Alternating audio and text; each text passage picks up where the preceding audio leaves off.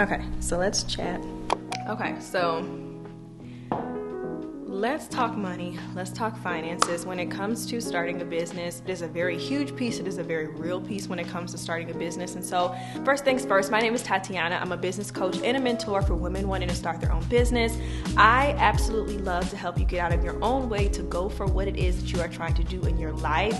And finances is just one of those things that can stand in our way. It could be that one thing that is just getting us from good to great, or that one thing that can get us from wanting to start to finally taking action. And so I think it's important for us to talk about this. I also did a poll over on my community tab and was just asking, what are some of the different things that you are nervous about when it comes to your business? And I noticed that a couple of people had shared that the financial aspect was a big one, or the investment was a big one. Of course, we're not gonna be able to cover everything in this video, so if you have questions, feel free to drop them in the comments, as well as if you have your own tips and suggestions. This is a community. Absolutely love for you to share. So I wanted to just talk about it from a little bit of just my own personal story, but as well as just giving you some tips and things to consider when you are starting your business. So just to give you a very quick understanding about me, in 2016, I started a stationery business called the Stationery Muse. I ran that business up until the summer of last year and closed it. And now I currently run a business called the Inspired Blueprint. The Stationery Muse was a very much so product-based business, sold a lot of paper products, but had a subscription box. I also did lifestyle items like tote bags and t-shirts and tumblers and things like that, as well as stickers, planners, the whole nine basically. And then with the Inspired Blueprint, I still have a lot of those same products, but I also have a component of courses, a membership, and business coaching as well that's tied into that. So there's a lot more of a service-based aspect of that. And then even before I started either of these businesses, I was also a photographer for a number of years too. And so I had a service-based business. I also did graphic design and web design. And so I've had my fair share of what I would say is both sides of business, all sides of business. So whether it's physical products, digital products, services, coaching, there's a lot of different things that I've experienced. And so what I will say is they all have their level of what I would say is a financial commitment, or what it is that you need to just kind of be prepared for. But at the same time, they all have an avenue to where there is little to no investment as well. And so that's what we're going to talk about today. Some people will decide that they want to get a loan. Some people will decide that they want to try to get a grant. And some people will want to self-fund. They'll want to bootstrap their way. And so that was definitely me. I'm a bootstrapper, okay? I've self-funded my business, and I'm going to share it from that perspective, but I also want to touch on the fact that there are so many different ways you can fund your business, and there's a lot of alternatives if you don't have the money to fund it, but you want to get started. So let's get into this. First part of this I wanted to get to is just briefly sharing a little bit of my bootstrapping story, I guess. And so when I started my businesses, I was working full time, and that was where I decided to fund a lot of my business endeavors. At the time, it was just me and my husband. We didn't have any kids, and we were just newlyweds basically. And so I had some just kind of flexible money that I could use to do different things and invest in. And so at that time, especially in the beginning of my business, I invested in getting a really good paper cutter because I was doing a lot of planner inserts. And so I had purchased like a big heavy duty paper cutter. But before I was able to do that, I was utilizing the resources and tools at the job I worked at. Luckily, it was really cool and flexible.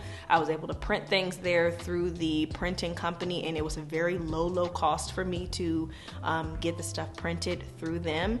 And then as well as we had a paper cutter within the office, so I used that. I wasn't able to cut like as much paper, but I was able to use it until I could invest in my own. And so the only thing at the time that I was really paying for, I guess you could say, was really like Etsy fees for just orders that was just already coming out of the money that people were paying for the products that they were purchasing from me, and then the paper that I was using, because I only had A5 inserts in the beginning. And so I just basically was paying for like reams of paper, and that was pretty inexpensive. So that was pretty much how it started. I did, of course, have like packaging materials and things like that. I would just order very small shipments of bubble mailers off of Amazon, and that was pretty much it, and some shipping labels. But I was even printing labels at work before I even had like a good printer. Eventually I was able to get a laser printer, and so I kind of leveled up, and then I was able to start printing some of the things myself, which brought that cost in-house. But a lot of the times it was me saving up the money from my sales and the money that I was making from work that I had left over that allowed for me to purchase things I needed for my business, invest in programs and, like different recurring services and software. And that has really been my story up until about 2021. And so that's just really the biggest thing I would say is like when you are getting started with your business, I know it's very cliche, you probably hear it all the time, but you do have to spend money to make money. And I think that as much as there are a lot of opportunities out there, there's a ton of ways to get money, with some of the ones that we'll talk about in a little bit. You can be your biggest resource as well, even if it's just a small amount. If you have a savings plan in place, cut some things out, cancel some subscriptions that you have, cancel some of the eating out if you have to in order to fund the business, if this is something you really want. And that's really a question you have to ask yourself. And so I feel like there's always room to make a sacrifice if you can. Everyone's situation is different, and I never want to take away from that. But I do feel that for me personally, for my story and my journey, I was able to make it work and prioritize my business above other things like traveling or other things because I really wanted to grow my business and see it succeed. And so that was what I chose to put my extra money and everything into, like the equipment and all of that stuff. And what it has done now is it's really built up over time. And so now if I want to create something new, like I have the machines to do it. And that was another thing I ended up investing in was the Silhouette and the Cricut. I ended up getting both of those. And so all of that stuff did not come in one day, like it definitely was over time as I wanted to add things into my business. And that's why I always give the tip to everyone to start with one thing. It's not just something cute to say, but it does also save you money too, because if you're trying to have like this huge product line, all of these different things in place, they all are associated with some type of cost, and it can be even harder to just keep up with how you want everything to go. And so for me, having just one thing to focus on allowed me to really hone in on the costs that I had for my planner inserts at the time and see what was working, where I could cut costs, where I could make some changes, what I could improve. I was able to improve my paper quality, and it helps you because you can really just see it and you're not looking at it from like these 10 product perspectives. And so that was my personal journey. It worked really well for me, and it allowed me to just really get in tune with the costs and everything associated with it. Now, on the flip side of it, if you are starting a service-based type of business that doesn't really require a lot of equipment or tools up front, like maybe photography is not a good example because you're definitely going to invest in software and cameras and things, but let's say graphic design, for example, or even coaching for that matter, there's not really that much of a cost associated with it. Of course, you need a place to be able to capture payments, like whether that's an invoicing software or a CRM, so like a customer management type of software, possibly a website. You'll have like your domain name and a site for people to come check out your portfolio, how to work with you, how to set up a call with you. You're going to be more so looking at costs that come with software a lot of times. And even with products, there's going to be some software. You're going to, of course, have a site somewhere for people to make purchases, but a lot more of your stuff is going to be very tangible things like equipment, tools, the materials needed to make your products and package your products. Over on the service side of things, you're looking at more like, okay, how much is it going to cost for me to have the software to invoice people? And so the biggest thing I would say when I first started my graphic design business, I did not have a full-blown website to the capacity that I wanted it to be. At the time, I had a domain name that I had purchased, and I had WordPress and some hosting through Bluehost, and I did that as low cost as possible so that I did have a site for people to come and check out my portfolio. I'm a huge believer in having a website, and if it's something you can rope in, I 100% always suggest to have one if you can. But there's so many other amazing things out there nowadays where you can use, like Behance is a great example, where you can have a place for your portfolio to be on there without having to have a site that you're paying for. Maybe that's something you work up to. And so just really, I guess the first thing I would say is just looking into alternatives for maybe like the full-blown thing. So if like a website is not within your budget right now, okay, what are some other ways that I could still have people connect connect with me. So that might be social media for a bit. Maybe your portfolio is displayed on your Instagram page. Your services are displayed on your Facebook page. You talk about it within your content. Like, there's different ways you can do it, but always make sure you have a plan of having your own platform at some point. I think it's just something that we all need to have. Flowdesk is amazing too. It's actually the email platform that I use for sending out my emails, setting up opt-ins, funnels, and all of those things. But they introduced recently a new feature called checkouts, and it allows for you to basically now have people come on, they can purchase things from you, and you essentially have like a web page, a landing page, and I think it's great. So you can use that even as a place for people to come, connect, read about your services, and purchase right there. And Flowdesk is as little as $19 a month. With the checkouts thing, I think it takes it up a bit though. But regardless, the point is it can be a smaller investment. It doesn't have to be anything that is like super out of this world. And that's just one. There's so many out there. So I highly suggest just looking into, first of all, somewhere to house your business as low cost as possible. Etsy to me is a great option for product-based businesses. I started on Etsy. Yes, they have fees, but at the end of the day, you're going to have to pay something. Like, there's fees on Shopify as well. So it really just, the point is you need to get on something and you want to try to make it as professional as possible. But I feel like I went on a tangent for that a little bit, but the point is that that will be one of the major costs in the beginning. And then the other thing too is just like the different programs and stuff. Some of them you need, some of them you don't. PayPal has free features that you can use to set up invoices and create different things like that as well. You can use Stripe. So there's so many ways that you can do stuff. I used to use Square back in the day when I used to have graphic design clients, and I would send my invoices through Square, and none of those had a monthly fee associated with it. There was just a fee that came out when someone purchased from me. So just things to consider, but you don't have to have like all the bells and whistles in place. But you do need to invest in something to make money. There's going to be fees taken out, you know, unless someone's literally handing you cash. And then even in that point, we got taxes, right? So it's just, there's always going to be something. So the first thing is, if you're like me and you're interested in self-funding, I would 100% make a list of what are some of the non-negotiable things that you absolutely need to have to run your business. Like we mentioned, that may be your website, that may be that one or two pieces of equipment you need, and some packing materials.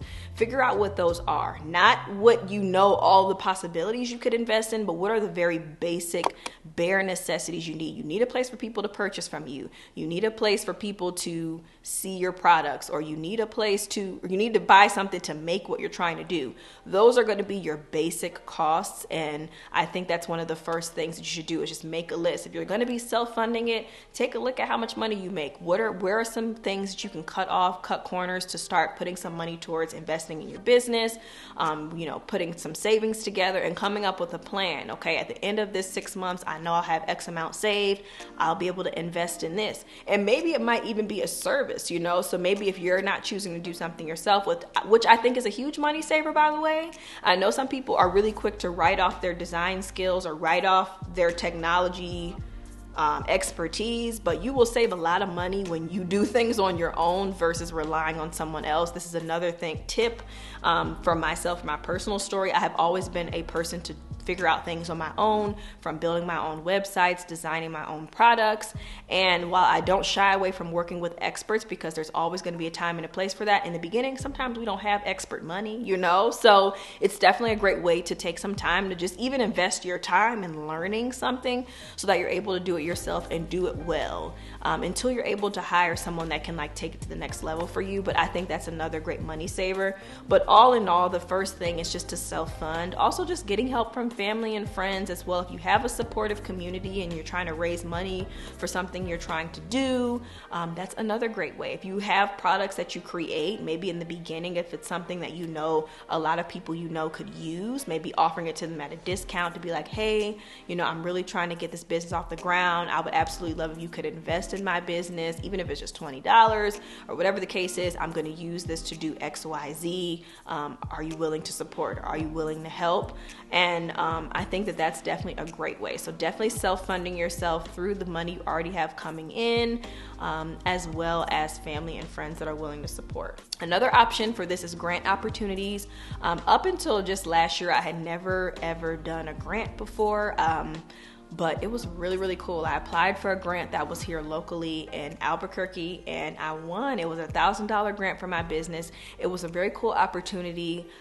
There was an application involved with that process, but what I will say is if you are willing to put in the time to apply for these grants and just continuing to research them and see what's out there, I have found that there's really a lot of opportunities for entrepreneurs, even Black-owned businesses, where you can get money for your business, and it's absolutely amazing. So definitely look into that and check that out. If you're trying to get something started, it doesn't always have to be an established business in order to get funding, and there's a lot of opportunities for that. I think I definitely would love to have an expert come on and talk to you all a bit more about how grants work, because I think it's definitely something that is not always tapped into enough, even for me personally. Like I said, I just really applied for my first one last year, but it was absolutely amazing, and I was like, oh my gosh, like I won. And so you're not gonna win them all, right? But the more that you put it out there and you kind of get comfortable with talking about your business and sharing and applying, you will eventually get money. And I think that that is definitely a great way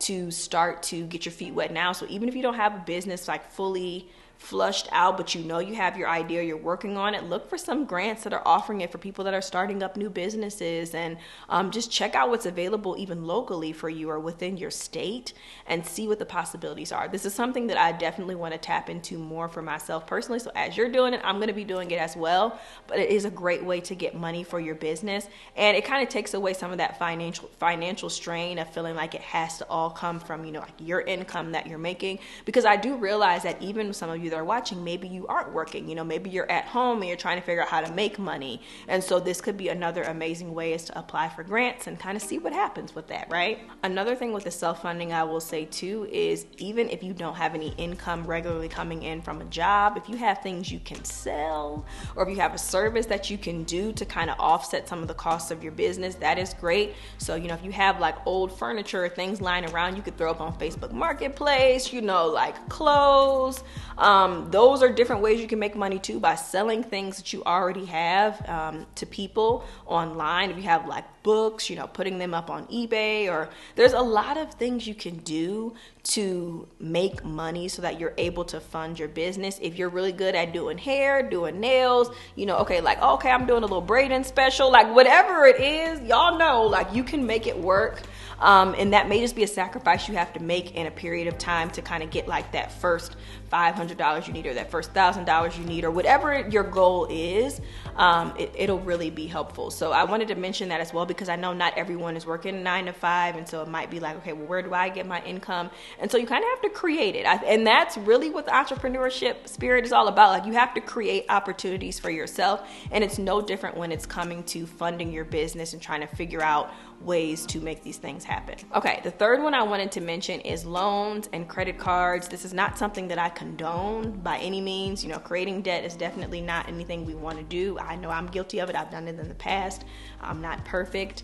But I do think that this is another option to look into if you absolutely have to. One great thing that Shopify has is they have what they call Shopify Capital. I know Stripe also has this as well. So if you already have like an active business, you have sales coming in, I've seen opportunities that have come through that I've taken advantage of in the past, where it's Shopify Capital, and they will basically give you a amount of money, and in return, every time you get a sale, they will take a percentage of that back, but that can help you to then get the costs of something printed, or, you know, get packing materials, or invest in a program, or whatever it is you need.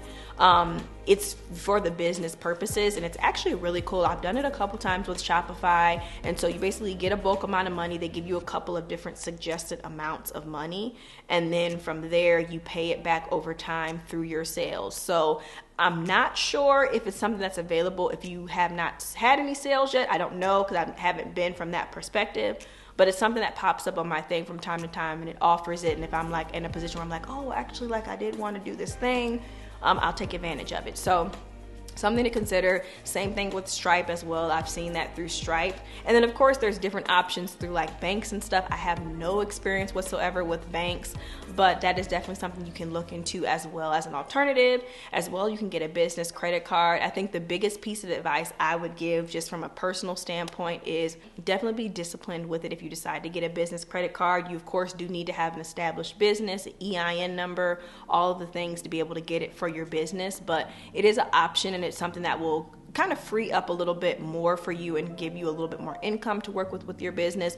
But again, just be very smart with it, you know, be disciplined with it. This is something that I'm constantly working on myself. So I'm not coming from a place of like up here. I'm coming from a place of like, no, like telling myself like, girl, like let's be disciplined with this. And so yeah, again, I'm not condoning debt, creating new debt or anything, but I wanted to mention it because it is another option for you. And depending on how important this business is to you, and if some of these other options are just not a possibility, that may be something to look into. So I didn't want to leave it off the table. Another thing one of my clients recently did, which I was so admirable of her, is she created a Kickstarter campaign to fund the manufacturing of 500 planners that she wanted to get printed overseas. She actually got all of the funding. I'm so excited for her. I did a client spotlight with her here on this channel actually, and the Kickstarter was successful for her. And so I think that's another great thing you can do. I would highly recommend before you start Kickstarter to research it, understand how it works. I know she mentioned that she actually invested in some just resources to help her make sure that her Kickstarter page was top tier, what it needed to be. But it's a great way for you to raise money, and if people believe in what you're doing, they will back it for as little as $1, however much they want to pledge. And in turn, it helps you to grow your dream. So I wanted to mention that because that is a great option, and many businesses have gotten their start on Kickstarter I keep saying start in Kickstarter, but to help them really grow and get to where it is that they need to do to get like that first amount of inventory or whatever it is that they're trying to do. It's a great option, so definitely look into it. And then the last one I wanted to mention is kind of like a mix of just how you can make decisions for your business that will keep it low cost. So the first thing is pre-orders, and this can apply to physical, digital courses, whatever the case is.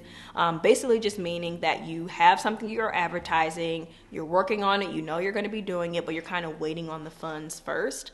And I've seen this with the case of, especially like if it is inventory, or maybe you want to see how many people are interested before you invest in something, you can have a pre-order, and then that pre-order period will happen, and then you're very candid, letting people know when the product will actually be available to them. And then the same with services or like courses and different things. I've done this in the past as well. I've learned from coaches that have done this, where you can kind of pre-sell something, get people in there, and then you take the time to actually create it once you know that there's some interest. Neither of these are bad. I have heard where like some people will say like, oh, like, you know, that's not good, or it's kind of misleading. As long as you're a good person and you know that you're going to follow through with it, that's one thing. It's different if you're like, oh, I'm about to scheme all these people out of their money, and then I'm not really giving them nothing, I'm just like, that's different. But if you know you're going in with the intention of like, I really want to do this, but I don't have the money for this, or I really want to do this, but I'm not sure who's interested, and I don't want to put all of my time into this just yet, doing a pre-order, a pre-sale is a wonderful way to save yourself the time and the money, because now you will have the money from the people to fund whatever it is you need to do. You will have the money from the people to now be like, okay, I'm going to put my time into this to make it happen. But still keep in mind that there will still probably be some initial investments you have to make, possibly. Like even if it's a course platform or something, I know a lot of them will have free trials, so you can sign up for a free trial. I'm always a person that I do like to have my ducks in a row, so I like to have things set up in advance. I like to have a site together. I like to have some things placed for myself, just because that's how I am. I've always been that way. I've always been kind of like a nerd when it comes to like websites and processes and the systems and the back end and how things work. So I pay a little bit extra for some of those services, but they're not required, right? And so again, back to just like, what are those bare minimum things you need? And if you know like you need these materials in order to make a product, then that pre-order might be the thing to take you to the next level. It's almost kind of like a Kickstarter, but on a small scale and of course hosted by you basically. But that's kind of a way to look at it. And of course you follow through on what you say you're going to do, and you're very upfront with the timeline. That is one thing that I've always done. I've done pre-orders for planners before in the past, and I let people know, this is the timeline. This is when pre-orders stop. This is when you can expect your product to ship out to you. You want to be very upfront with people, and same on the more like service, physical side of things. Like, this is when this product is going to open up to you. This is when this platform will be available. This is when the coaching starts. Whatever it is, be very upfront with people so they know what they're paying for. You never want to be like a mystery to people when they're investing money in you. So always very upfront with all of those things. And then another part of this too, another way you can consider doing things low cost is to look into drop shipping. So if you are trying to do products, but you really don't have the money to invest in the equipment, you're kind of maybe really wanting to get started as soon as possible, look into drop shipping. I have a whole video that I filmed on drop shipping. I've talked about starting a stationery business for under $100. I'll link some of those videos for you down below. I've talked videos as well about starting digital products. I'll link them down below, but the main thing to remember is like there is an option for everyone. And although drop shipping can be very pricey, I'm not gonna sit here and lie to you. A lot of times bringing things in-house will be cheaper. Drop shipping has a lot of benefits, because not only is it taking it out of your hands, like you don't have to pack the orders if you don't want to. You can simply have it set up through your system so that when somebody places an order, it gets fulfilled from that drop shipping company. But it's also no cost to you either. So a great example of this is like Printful or Printify. I don't have to pay any money for this. Literally, the person places their order. Let's say it's a mug. Let's say the mug, the base price, the cost of the mug is $5, but I have the mug on my site for $15. Let's just say that's the case. So I know that there's a profit margin of $10, but Printify or whoever gets $5 to make it, plus the shipping. The customer is paying for the shipping, right? So those costs get factored in, and then I make my $10, right? It's a very simple model. And of course, it's not as simple as that. There's a whole thing that goes into pricing your products and different things, but just to kind of keep it simple, because I'm not the best with math when I'm trying to explain stuff. So long story short, you can pick your prices so where you can be as profitable as you want. Now, of course, sometimes some of those drop shipping products are just astronomical, and I've experienced some of them as well where I'm like, I'm really charging a lot for this, but in order to make some bit of money, you know? And so you have to kind of see what works best for you, what works best for your target customer, as far as the pricing is concerned, but you will make money. You will make money from it. You don't have to do anything on your end as far as like packing orders or anything. And it allows for you to get started sooner. And so if you're feeling like, oh, you know, like I really can't invest in all of this stuff right now, but I really want to start this business, drop shipping is a great thing to look into. And there are tons of companies that continue to pop up that offer these services to you. And it just saves you that extra step of having to have the equipment, have the packing materials on hand, and you can still advertise your products and do all of the things. Now, the only thing I will say, and I even mentioned that in that one video about doing a stationery business for under $100, even if it's not stationery, I would 100% recommend still investing in samples and seeing what the quality of the products are like before you start selling them to customers, because you could simply set it up and like people could start ordering immediately, but I would still make sure you test out the quality for yourself. So at the very least on that end, I would invest in a sample or two. I know Printful actually offers, I think both of them do, Printful and Printify, I believe they offer a % off for sample orders, for like if you being the person that has the shop, you can order samples as well. So that's nice. And then it also is good too, because then you have that to take pictures of, use for content, for marketing. You have that now, and then you know that you have a quality product and you're not just selling something kind of sight unseen. You know, we don't want to do that. We don't want to promote that energy over here. Like, we want to make sure we're giving quality. But that is a great thing to look into as well. And so I hope this video was helpful for you, kind of gave you some different possibilities and things to think about. At the end of the day, a business can be as little or as much of an investment as you want it to be. it really just depends on your level of commitment and how eager you are to get started, but you really can get started with little to nothing if that's truly what you want to do. The options out there are truly endless, and it's just about you creating the opportunity for yourself. So I hope that you enjoyed this video. Thank you so much for watching. Leave your comments down below, questions, anything like that, and I will see you all in the next video. Bye.